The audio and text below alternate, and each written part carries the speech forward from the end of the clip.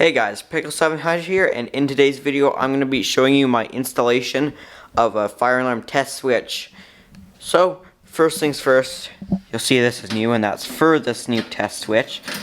So if I open up the panel right here, as you might be able to see right here, I have a conduit knocked out there, and this one actually came with the panel, so I didn't want to make any new ones when this one was already here. So first I did a 90, but that's combined with an offset so it can go flush with the wall, being that this knockout is about 2 inches from the wall. And then I did another offset right here going into this 1110 box right here, surface mount, single gang right there. And I have it facing this way because it's some of the little things that can be annoying, like this. Like if you only have the conduit coming in one side, put your bonding screw at the bottom, so then you're not fighting with it to get your wires to pigtail right where the conduit comes in. So that's just a tip for when you're doing stuff like that. It makes things a lot easier. So I have it fastened right there in the middle. It doesn't really need it, but it keeps it a bit more sturdy. So this is my box, but before we put any switches up here, I need to run some wire. So I'll grab that now. This is a little bit of the wire I'm going to be running, but I don't need much, so I'm not going to pull it off my big spool when I don't need much. So this is 18.5, kind of just 18.4 because we're counting the ground in this case because it's an insulated ground. You count it as one of the conductors. So then we have 4 other wires in here because we need 4 wires, one for the testing part of it, the switch, and one for the LED, which you'll see later once we put that up. So for long conduit runs you use a fish tape normally, but because this run is so short we really don't need it.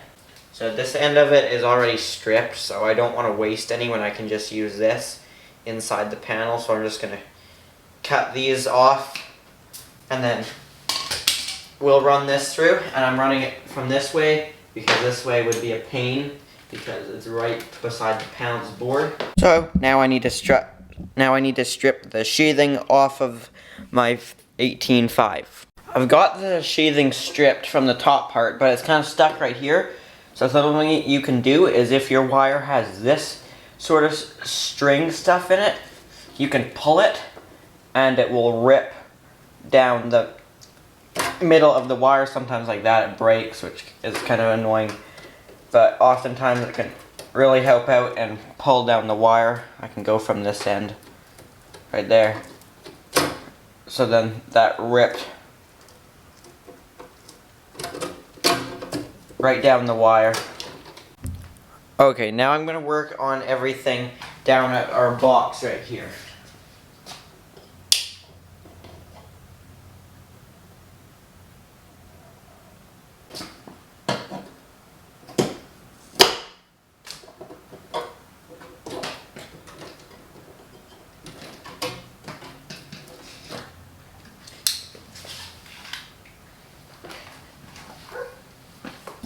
There we go. So our first step is to bond the box.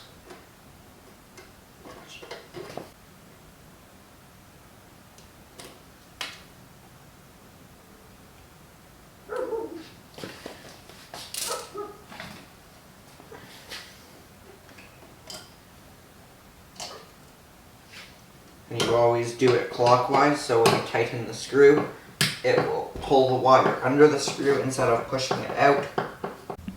Okay, so that's all we can do down there for now because I don't actually have the test switch yet, but I'm going to start wiring up inside the panel. So I'm going to hook this up to zone 3. So I'm going to hook up the zone as our blue and brown, and then the power for the light will be the red and black. So I need to run this towards the top of our panel up here, so I will run it behind everything else. Because what I've done with this panel is I ran all of our wires at the back of the panel to keep things cleaner, and then they kind of come forward and down to the terminals.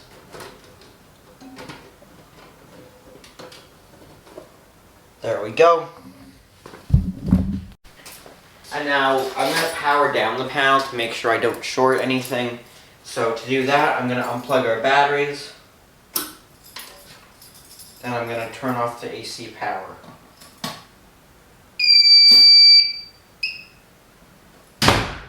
There we go. Okay, I have the zone wires hooked up where I have brown as positive and blue as negative. That's the way you should have it. So now I will hook up these to our power source, and this will be your, you could hook this up to a NAC, but I'm not going to because that wastes a NAC, because I have 4 NACs on here. Using 2, I don't want to waste the third one on just a little LED light because it's a test switch, so it doesn't need to be supervised because it's not an actual notification appliance. So for that, I'm going to use my power that's coming off the auxiliary power. And now that is non-resettable power. So first I'll start with my negative wire, which is going to go into this splice right here. Okay, so our negative is now hooked up, which this is our negative to our 24 volts DC right there, non-resettable power. So now we get to the relays. Ignore these other 2 right here and this jumper, because those aren't important really. So we have 3 terminals on this first relay, which is our alarm relay. We have our common, normally closed, meaning that when the fire alarm panel is just normal, no alarm, the relay will be closed, contacting the other side of it. So then power can flow through that relay and go to wherever it's needed. But this is our normally open, where when it goes into alarm, the relay will close and send power to that one. Basically the opposite of this, because this we want power normally there, because that's to hold open the fire door, which takes power.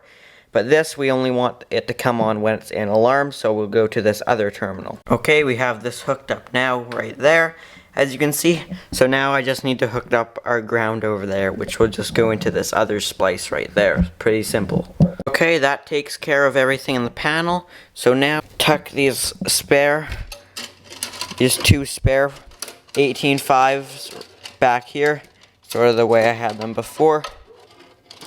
And then turn our power back on. And you power it back up from 120 AC, not the batteries. This is when you hope the panel doesn't blow up.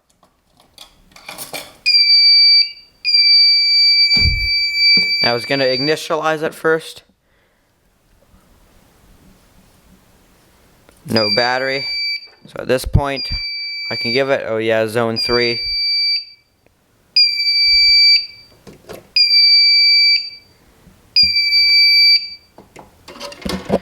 And we have these 2 lights right there. I'm not exactly sure why those are there. Oh, they just went out. So since the test switch has pigtails, which are a pain to put an end-of-line resistor on, I'm just going to put it at the terminal block, which you cannot do if it is a zone for any other initiating devices. But this doesn't matter because it does not need to be supervised because it's just for testing. Okay guys, it's 1 day later. And now it came in the mail, the Simplex test switch. So now we're going to get to the part of actually installing it on our 1110 box right there. So, if you remember, our blue and our brown is our zone, which polarity doesn't matter. And our red and our black will be our power to the LED light. So, the wires that came on this are kind of nasty. So, we're going to cut both these off and restrip it. And when stranded wire, it's best to twist it. So we'll connect our positive to positive. This is for the LED light, and there is our negative. So now if we wired everything correctly, the light shouldn't be on right now, which it is not, and we'll test that later to make sure that that is correct. And now, as you see, these are both black, so there's obviously no polarity on that. So, and it's a zone, not a powered device, so it doesn't matter anyways. Turn up to short that, because then we'll get a fire alarm. So at this point, wiring the key switch is done, so we can push everything back into the back of our box and attach this to our box. So now we can attach our switch. So this right here is the Simplex test key that you can use to test the switch. So we're going to do that now. We're going to put it into alarm.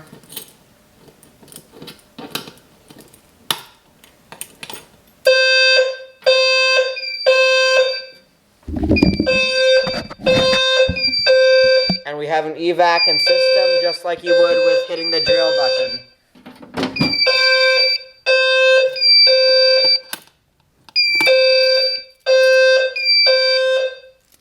For some reason,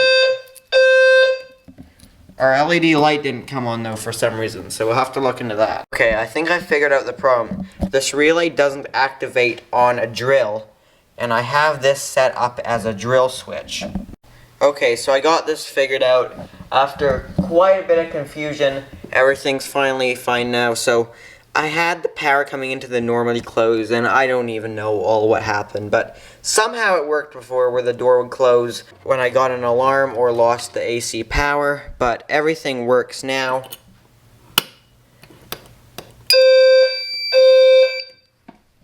Light comes on there, and the door closes, so all of that's fine. And if I lose AC power,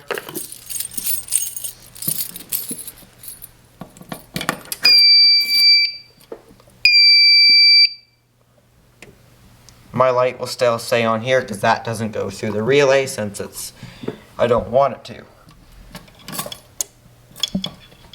So this is all figured out now. Okay guys, so that is installing the key switch. I hope you found this video entertaining or useful. If you did, make sure to hit that thumbs up button, and if you haven't already, make sure to subscribe. Thanks for watching.